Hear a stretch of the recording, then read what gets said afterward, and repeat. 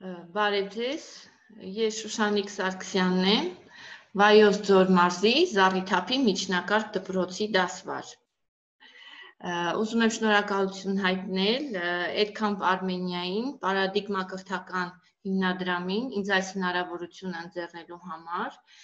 եւ շնորհակալ եմ, որ միացել եք այս սեսիային։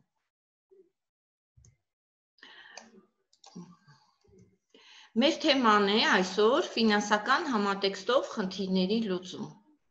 Խնդրում եմ մեկ վայրկյան խորհեք, թե ինչ է պատկերված այս նկարում։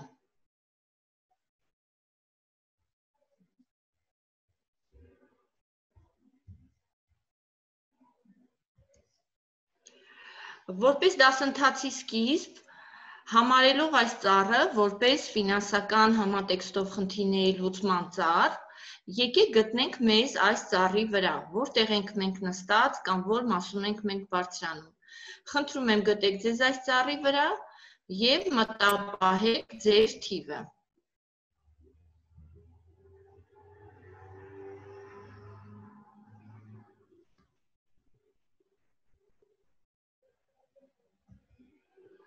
Լավ, հարց, ինչպիսին պետք է լինի ֆինանսապես գրագետ մարդը։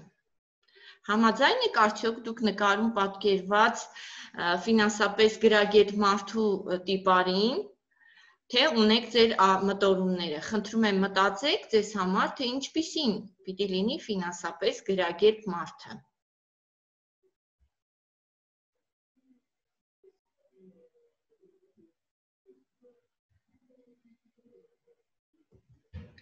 Ֆինանսապես կրթված գրագետ մարդը պետք է իմանա իր իրավունքները ֆինանսական, իր պարտավորությունները, պետք է պետական գործառույթներ իմանա ֆինանսների հետ կապված, ֆինանսների գաղտնիությունը, բյուջեի ձևավորումը, արժեք գին հասկացությունները, պետք է կարողանա իրականացնել որոշակի գործառույթներ, պետք է կարողանա տնտեսել, հաշվել ռիսկերը, խնայել, գաղտնիությունը, եկամուտը, ծախսերը գիտակցի եւ կարևորի նաեւ ֆինանսական կրթման դերը իր հետագա կյանքի համար։ Կարևորելով ֆինանսական կրթությունը, Հայաստանի Հանրապետության Կենտրոնական բանկը, Հայաստանի Հանրապետության կրթության եւ գիտության նախարարությունը եւ Կրթության ազգային ինստիտուտը իրականացրեցին ֆինանսական կրթությունը դպրոցում ծրագիրը։ Ֆինանսական կրթության հիմքում ընկած է սովորողների ֆինանսական կոմպետենցիաների մատրիչ փաստաթուղթը, որը սահմանում է սովորողների համար անհրաժեշտ նվազագույն ֆինանսական այն գիտելիքները, հմտությունները, վերաբերմունքը ըստ կրթական մակարդակների, որոնք հետագայում կձևավորեն նրա վարքագիծը։ Վարքագիծը իհարկե ձևավորվում է տարիների ընթացքում, սա 1, 2, 3 տարվա բան չէ, ամեն դեպքում։ Չենք մոռանում ֆինանսական կրթության 10 կարևորագույն սկզբունքները, որոնք դրված են ֆինանսական կրթման ինտեգրման հիմքում։ Ֆինանսական առողջություն, ֆինանսական կրթությունը որպես կյանքի հմտություն, պետք է գիտակցել, որ փողը պաշտամունք չէ, այն որպես գործիք է եւ այդպես էլ պետք է ընկալվի, պատասխանատու որոշումներ, չկան բացարձակ ճշմարտություններ, ակտիվ ուսուցում, տարբեր մեթոդներ, խաղեր, խնդրակերպրոն ուսուցում եւ ուսուցման կապը իրական կյանքի հետ։ Հաջորդ սկզբունքը դա ազդեցության մասշտաբի էֆեկտն է, որը ուսուցչի ստանում է սովորողին, սովորողից ընտանիքին եւ ընտանիքից կարող է ինչու՞ չէ վերադառնալ նորից ուսուցչին։ Զուգահեռ ինտեգրում։ Ֆինանսական կրթությունը ինքնին առարկա չէ, դրա համար հատկացված չէ որոշակի ժամանակ, այլ ինտեգրվում է համակարգային մոտեցմամբ ես եւ շրջակա աշխարհը, մաթեմատիկա, հանրահաշիվ, հասարակագիտություն առարկաների շրջանակներում։ Հաջորդ սկզբունքը դա նվազագույն կոմպետենցիաներն են, որը մեզ հնարավորություն է տալիս դիտել ֆինանսները դինամիկայի մեջ։ Շարունակականություն, ինչպես կրթության բոլոր ոլորտներում, այստեղ էլ տարրական, միջին եւ ավագ դպրոցներում, սկսած երկրորդից մինչեւ 11-րդ դասարաններում։ Հաջորդ սկզբունքը աստիճանական աճն է, պարզից բարդի անցումը։ Ֆինանսական կոմպետենցիաների մատրից սովորողների համար այս հիմնական 7 բաղադրիչներն են ընկած ֆինանսական կրթման հիմքում։ Դա տնտեսությունն է, բյուջեն, խնայողությունները, պարտքերը, գնումները, իրավունքները եւ պարտականությունները։ Լավագույն մեթոդներից մեկը, որը ավելի լիարժեք է համապատասխանում մաթեմատիկայի դասապրոցեսում ֆինանսական կրթությունը իրականացնելու գործընթացում, դա խնդրակենտրոն ուսուցումն է։ Ավելի կոնկրետ, ֆինանսական համատեքստով խնդիրների ուսուցումը։ Խնդրակենտրոն ուսուցումը, եթե մինչ այժմ մենք դիտարկել ենք խնդիրները որպես մաթեմատիկական մոդել, այսինքն մաթեմատիկական գիտելիք եւ կարողություն ենք տվել, որոնք բերել են արժեքների վերաբերմունքի եւ վարքագծի, հիմա դրան ինտեգրում ենք նաեւ ֆինանսական մոդելը, դիտարկում ենք նաեւ ֆինանսական մոդելը, որը մեզ տալիս է ֆինանսական գիտելիք, ֆինանսական հմտություններ, որոնք են հետեւաբար բերում են արժեքների վերաբերմունքի եւ տարիների ընթացքում ձևավորված վարքագծի։ Լավ, իսկ ինչպիսին պետք է լինի ֆինանսական համատեքստով խնդրի բովանդակությունը։ Այն պետք է ներկայացնի ֆինանսներին վերաբերող իրադրություն կամ հասկացություն։ Պետք է ձևավորի վերաբերմունք ֆինանսական տվյալ իրադրության նկատմամբ։ Պետք է հնարավորություն ընձեռնի իրադրությունը ընկալելու, վերլուծելու, քննարկելու եւ շատ այլ տարբեր ուսումնական աշխատանքներ իրականացնելու համար։ Եվ ամենակարևորը, որ պետք է ունենա կիրառական նշանակություն։ Եթե մենք ընտրում ենք ֆինանսական համատեքստով խնդիր որևէ ֆինանսական կրթության բաղադրիչը ինտեգրելու համար, պետք է ընտրելիս կարևորենք հետևյալ փաստերը։ Խնդիրը արտահայտի կյանքի հետ կապ ունեցող իրադրություն, անպայման խնդիրը պետք է ունենա որոշակի տարողություն, որպեսզի հնարավոր լինի նրա շուրջը բազմաթիվ ուսումնական աշխատանքներ կատարել, ոչ միայն լուծել խնդիրը, այլ որոշակի ուսումնական աշխատանքներ կատարել։ Ձևակերպման մեջ պետք է առկա լինեն որոշակի հետաքրքրություն առաջացնող, հանելուկային, առեղծվածային, հումորային եւ այդպիսի արտահայտություններ, որպեսզի խնդիրը հետաքրքրություն առաջացնի աշակերտների մոտ։ Խնդիրը հնարավորություն ընձեռնի կատարելու խմբային հետազոտություն, պետք է նպաստի սովորողների համագործակցային եւ հաղորդակցական կարողությունների զարգացմանը։ Շատ լավ խմբային աշխատանքներ կարելի է կատարել։ Հիմա փորձենք որոշակի խնդիրների վրա կատարելով այս առաջադրանքները, տեսնենք, թե ինչ ֆինանսական համատեքստ են պարունակում խնդիրները։ Առաջին խնդիրը՝ ուշադիր կարդալ խնդիրը եւ պատասխանել հարցերին։ Այս խնդիրը վերցված է արդյունավետ գնումներ, կարիք, ցանկություն, չափորոշչային պահանջներից։ Խնդիր. Տոնավաճառում Շուշանը, խորհրդակցելով մայրիկի հետ, ընտրեց մարզազգեստ, որի գինը 10,500 դրամ էր։ Նա խնդրեց մայրիկին, որ գնեն նաև 2 զույգ գուլպաներ,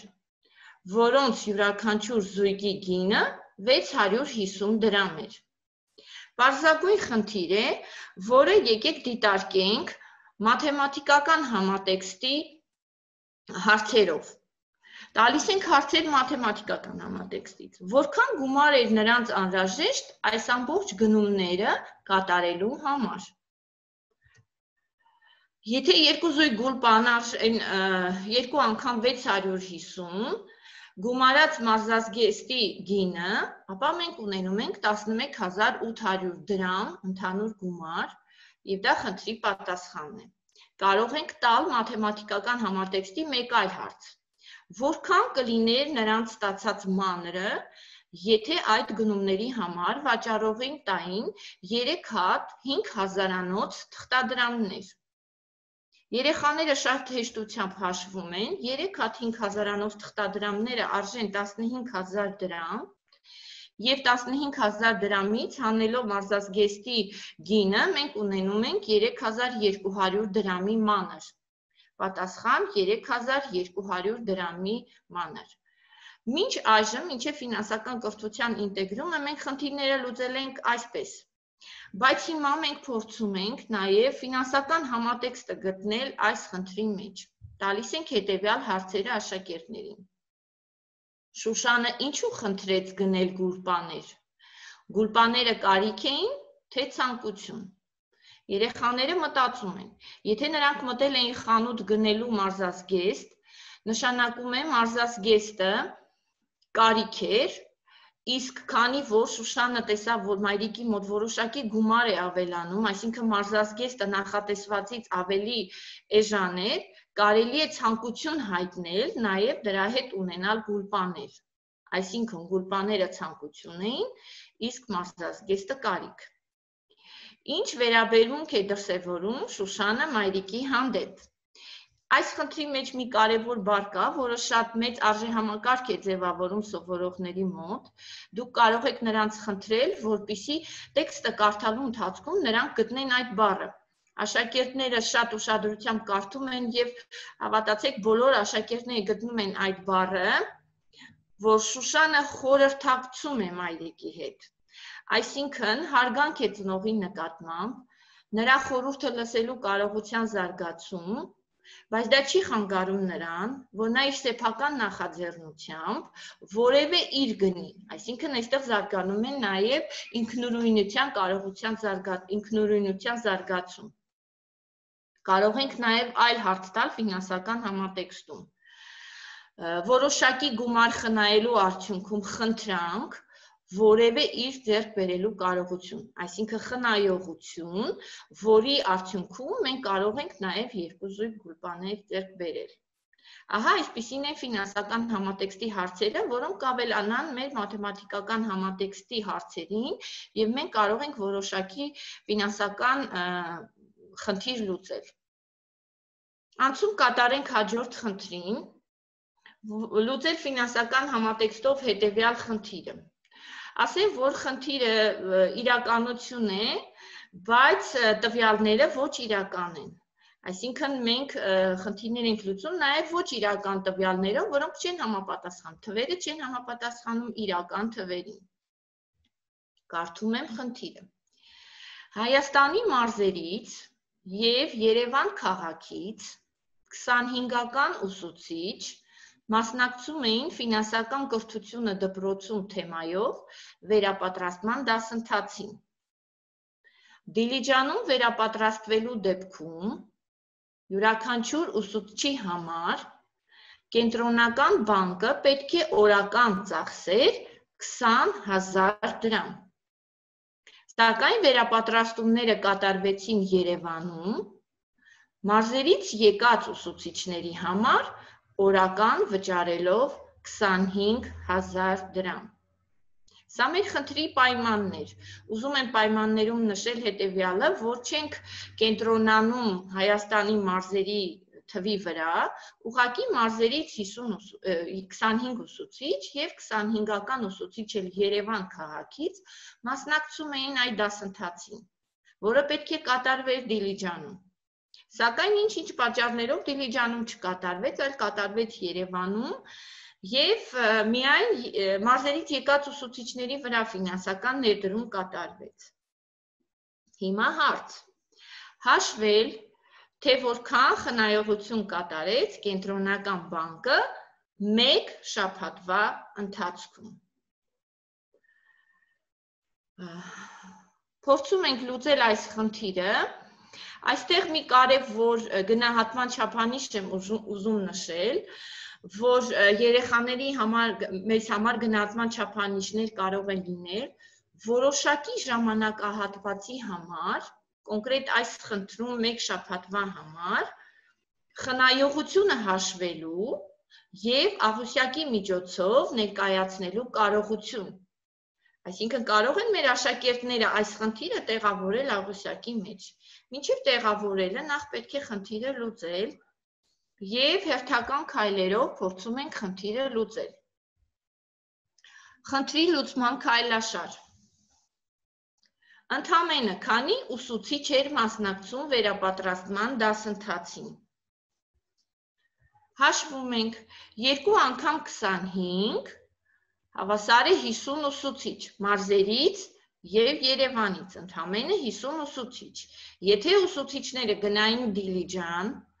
ապա նրանց վրա օրական կծախսվեր կենտրոնական բանկի կողմից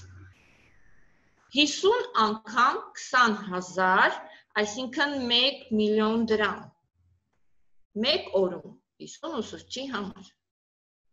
Օրական որքան գումար ծախսեց կենտրոնական բանկը մարզերի ուսուցիչների վրա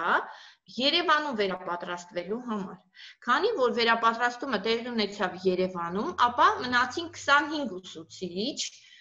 եւ նրանց վրա ծախսում է ավելի շատ գումար 25,000 դրամ։ Մեկ օրվա նրանց ծախսը այդ 25 ուսուցիչների կազմում է 625,000 դրամ։ Լավ, որքան է կազմում կենտրոնական բանկի խնայողությունը մեկ օրում։ Դիլիջանում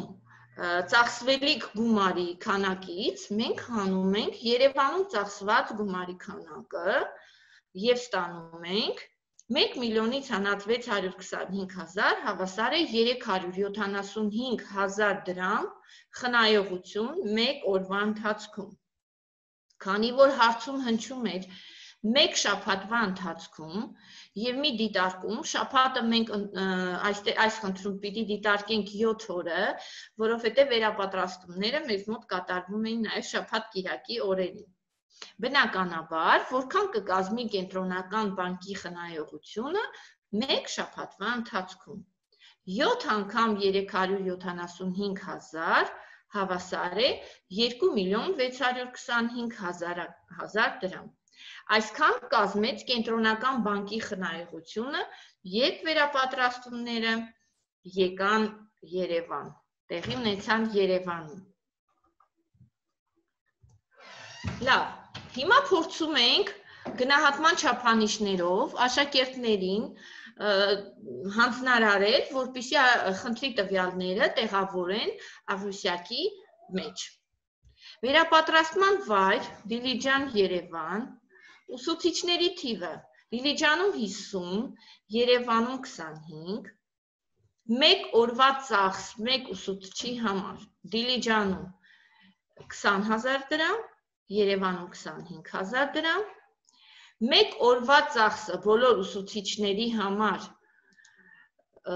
Դիլիջանում 1 միլիոն դրամ, Երևանում 625,000 դրամ եւ մեկ շաբաթվա ծախսը բոլոր ուսուցիչների համար Դիլիջանում 7 միլիոն դրամ, Երևանում 4 միլիոն 375,000 դրամ։ Եվ այստեղից շատ լավ երևում է կենտրոնական բանկի կատարած խնայողությունը, մեկ օրվա ծախսը բոլոր ուսուցիչների համար կազմում է 375,000 դրամ, իսկ մեկ շաբաթվա համար 2,625,000 դրամ։ Այս խնդրի հետ կապված հիմա կարելի է նորից խնայողության թեման բացել, որովհետև հեռավար ուսուցման ընթացքում մեզ մոտ խնայվում է նաև 2,625,000 դրամը, որովհետև մեր ուսուցիչները արդեն հեռավար են ստանում այս վերապատրաստումները։ Լավ, իսկ ֆինանսական ինչ գիտելիք, ինչ հմտություն եւ ինչ հմտություն է տալիս այս խնդիրը եւ ինչ վերաբերմունք է ձևավորում խնդիրը սովորողների մոտ։ Այստեղ ես նշել եմ միայն ֆինանսական գիտելիքները, հմտությունները։ Մենք կարող ենք նաև մաթեմատիկական գիտելիքներն ու հմտությունները տեղավորել։ Գիտելիքներից պետք է հասկանա, թե ինչ է նշանակում ծախսել։ Աշակերտը պետք է հասկանա, թե ինչ է նշանակում խնայել։ Հմտություններից կարողանա հաշվել ծախսը և խնայողությունը, կատարի անհրաժեշտ համեմատություններ ծախսի և խնայողության միջև։ Երկրորդը կարողանա որոշել որոշակի ժամանակահատվածում, կոնկրետ մեկ շաբաթում այդ խնայողության չափը։ Եվ ինչ վերաբերմունք է դրսևորում աշակերտը, գիտակցի, որ գումարը պետք է ծախսել խելամտորեն և կարևորի խնայողություն կատարելը։ Այսքանը այս խնդրի մասին։ Հաջորդ խնդիրը վերցված է 4-րդ դասարանի դասագրքից, խնդիր 138-ն է, որը դուք հետո կարող եք նայել։ Այստեղ ես ներկայացնում եմ Վայոց ձորի Զառիթափի միջնակարգ դպրոցի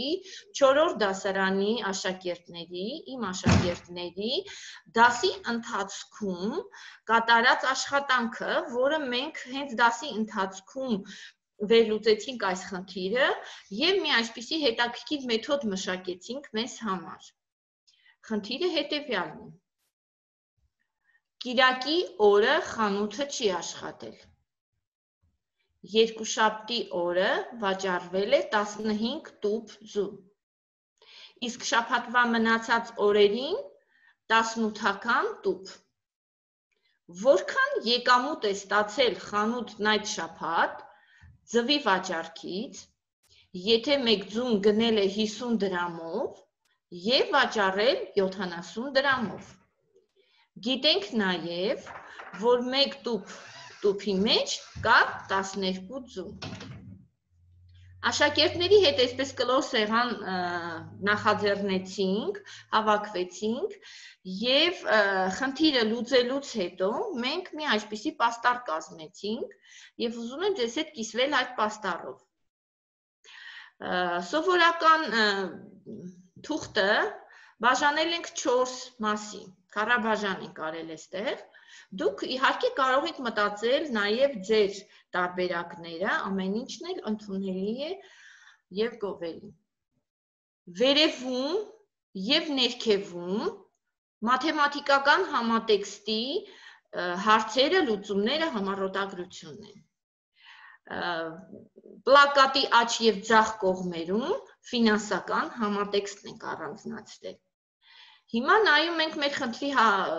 համառոտագրությանը, որը երեխաներ իրենք են արել, այդպես էլ պոկել եմ և այստեղ ներկայացնում եմ։ Հանգստյան օրը կիրակի, մեր շրջանակը կախված է խանութի վրա։ Երկուշաբթի օրը, միայն երկուշաբթի օրը, քիչ քանակությամբ ձուեր, քիչ քանակությամբ տուփերով ձու էր վաճառվել 15 տուփ։ Տեսնում ենք այստեղ երեխաները նկարել են 15 տուփ։ Մնացած օրերին, երեքշաբթի, չորեքշաբթի, հինգշաբթի, ուրբաթ և շաբաթ օրերին 18 տուփ է վաճառվել, 18-ական տուփ, այսինքն մենք ունենք 5 անգամ 18, 5 օրերի ընթացքում։ Ուրեմն մեկ տուփում ունենք 12 ձու, պայմանի մեջ կար մեր խնդրի, և այստեղ երեխաները շատ ուրախացան, որ ձուն գնել են 50 դրամով, վաճառել են 70 դրամով և ուռա, մեջը ունեն 20 դրամ եկամուտ, հենց անմիջապես հաշվել են։ Լուծում, խնդրի լուծման քայլաշարը։ 5 օրերի ընթացքում վաճառված ձվերի տուփերի քանակները 90, երկուշաբթի օրվանը գումարում ենք, դառնում է 105 տուփ, 105 տուփերից յուրաքանչյուրի մեջ ունենք 12 ձու, ունենում ենք 1260 ձու, ունենք եկամուտ 70-ից հանած 50, 20 դրամ մեկ ձվի համար, և քանի որ մենք ունենք 1260 ձու, ապա 20 դրամով հաշվելու դեպքում մենք ունենում ենք 25200 դրամ եկամուտ։ Պատասխան 25200։ Ներքևում տեսնում ենք բավականին բարդ արտահայտություն, որոնք աշակերտները իրենք են կազմել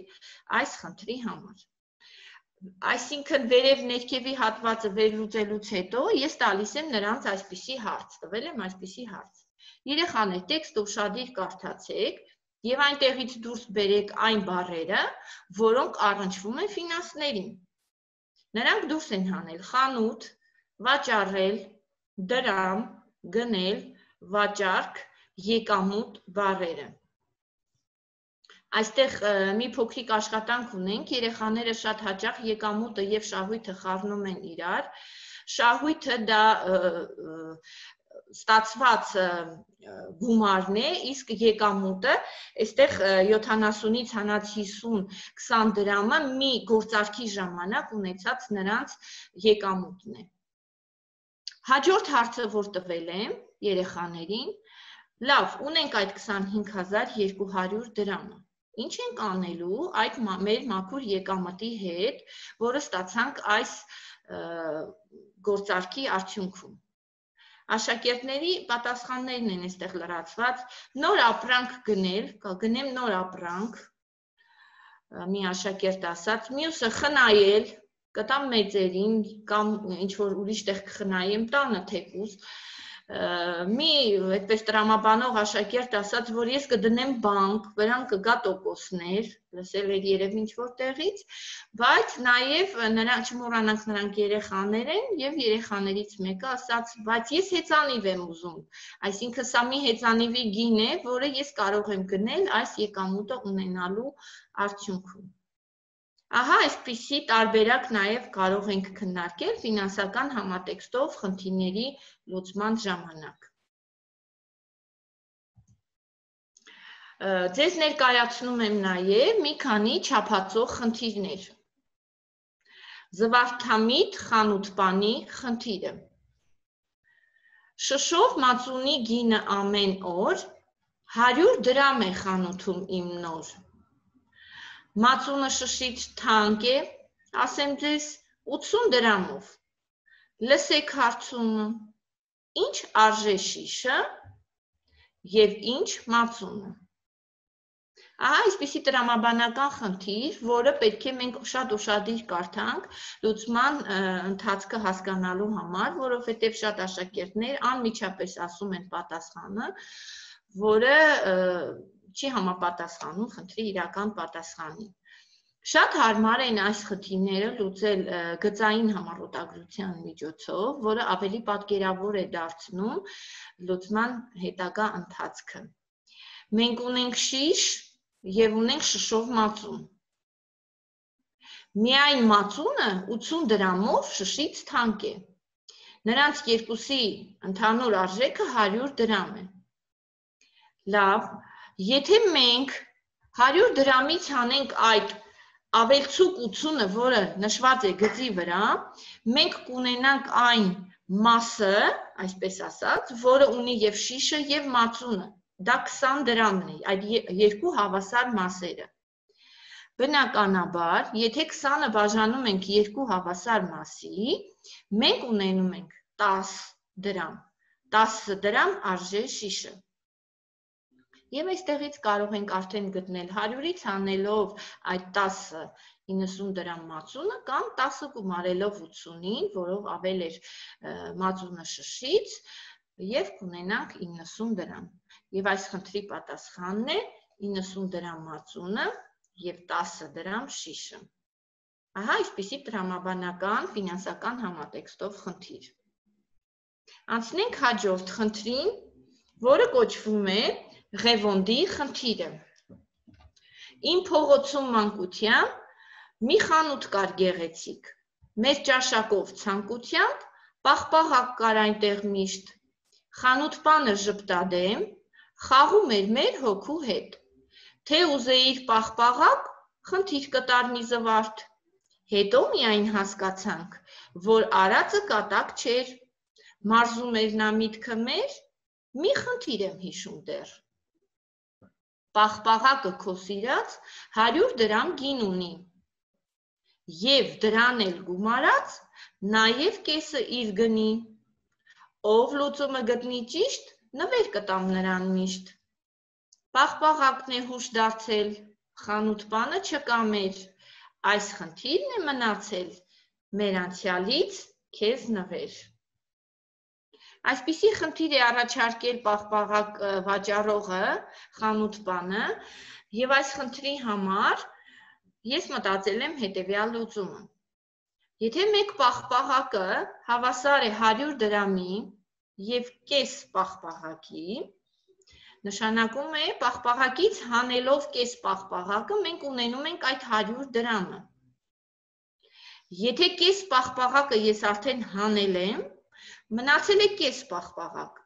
նշանակում է այդ կես պաղպաղակն էլ արժի 100 դրամ։ Բնականաբար 100-ին գումարած 100 դրամ հավասար է 200 դրամ։ Այսինքն մեկ պաղպաղակը արժեր 200 դրամ։ Եվ այո, այսպիսի պաղպաղակները արժեն 200 դրամ, երեխաները իրենք կարող են այդպես փաստել։ Լավ, այս խնդիրը մի փոքրիկ մտագրոհով կարելի է երեխաների մոտ այսպիսի աշխատանք անել, հարցնելով, հարցեր տալ Ղևոնդի անունից, ինչպիսին էր իր մանկության խանութպանը եւ ինչ հիշողություններ է արթնացնում այդ խանութպանը նրա մոտ։ Խանութպանը շատ ժպտադեմ էր, որը պակասում է մեր խանութպաններին, հոգու հետ խաղացող էր, երեխաներին այդպես զվարճացրել է նա նաև, կատակասեր էր, կատակներ է շատ սիրել անել, մարզել է երեխաների միտքը դեռ մանկուց, այսինքն նա ոչ միայն վաճառող էր, այլ նաև շատ լավ, կարելի է այսպես ասել, մանկավարժ է եղել միտքը մարզող, եւ ամենակարևորը, որ երեխաները իրենց համար դուրս կհանեն, որ ֆինանսապես կրթող էր, այսինքն դեռ փոքրուց նա սովորացրել էր այսպիսի տրամաբանական խնդիրներ լուծել։ Ահա, այսպիսի կապ կարելի է ստեղծել։ Այսպիսի մի խնդիր է լրացուցիչ կատակ խնդիր, որի լուծման քայլաշարը ես չեմ գրել, թողնելով, որպեսզի դուք մեկնաբանություններում ամեն մեկը թողնեք ձեր լուծման քայլաշարը։ Ինչպես եք մտածում այս խնդիրը երեխաների մոտ, ինչպես կարելի է լուծել։ Այսինքն կարելի է սա որպես տնային առաջադրանք մտածելու բան համարել։ Լրացուցիչ կատակ խնդիր։ Կարենը ուներ $6000 փող։ Նա որոշեց գնել ավտոմեքենա։ Գնեց, բայց դուրը չեկավ եւ վաճառեց այն $8000-ով։ Գործարքը նրա դուրը շատ եկավ եւ նա նորից մեքենա գնեց, այս անգամ $7000-ով։ Բայց դե Կարենի սրտով չէր նաեւ այս մեքենան եւ նա վաճառեց այն $9000-ով։ Հիմա հարց. որքան կազմեց Կարենի շահույթը մեքենաների գործարքներից։ Խնդրում եմ մտածել եւ պատասխանի ձեր տարբերակները կարող եք գրել մեկնաբանություններում։ Լավ, այսքանը խնդիրների մասին, հիմա խնդրում եմ, որ ձեզ գտնեք մեր ֆինանսական համատեքստով այս դասընթացի ծառի վրա, գուցե ինչ որտեղ բարձրացաք, ուր բարձրացաք, եթե հիշում եք ձեր նախորդ համարը, ապա ձեզ համար վերլուծություն կատարեք, հետադարձ կապ տվեք, թե արդյոք դուք ուր հասաք, ինչ որ բան տվեք ձեզ այս սեմինարը, թե ոչ։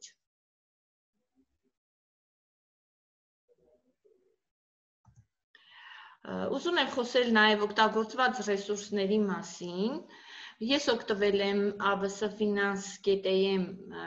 iBanking ֆինանսներ կայքից, որտեղ դուք կարող եք գտնել ձեր հուզող բոլոր հարցերը կապված ֆինանսների հետ։ Այնտեղ տեղադրված են նաև ուսուցիչների համար հետաքրքիր խաղեր, ձեռնարկներ, չափորոշիչներ, խաղեր տարրական դպրոցի աշակերտների հետ, խնայողությունների խաղ եւ այլն, այնպես որ դուք էլ կարող եք օգտվել այնտեղից։ Օգտվել եմ ֆինանսական կրթության մեթոդական ձեռնարկ մաթեմատիկա առարկայից, հեղինակներ Սարիբեկ Հակոբյան, Արթուր Փոքրիկյան, Շուշան Ղազարյան, օգտվել եմ մաթեմատիկա 4-րդ դասարան, հեղինակներ Սոկրատ Մկրտչյան, Սուրեն Իսկանդարյան, Արամ Աբրահամյան, օգտվել եմ համացանցից, Եվ օգտվել եմ մի լավ գրքից, հետաքրքրաշարժ թվաբանություն, որտեղ չափածով շատ լավ խնդիրներ կան Վաչագան Սարգսյանից եւ Սմբատ Շահինյանից։ Ուզում եմ շնորհակալություն հայտնել կրկին անգամ, որ լսեցիք այս սեմինարը ձեզ ունկնդիրներին։ Ուզում եմ շնորհակալություն հայտնել Պարադիգմա կրթական հիմնադրամին այս հնարավորությունը ընձեռնելու համար, ուզում եմ շնորհակալությունը հայտնել նաև տեխնիկական անձնակազմին այս կապը ապահովելու համար եւ շնորհակալություն, ստեսություն ձեզ։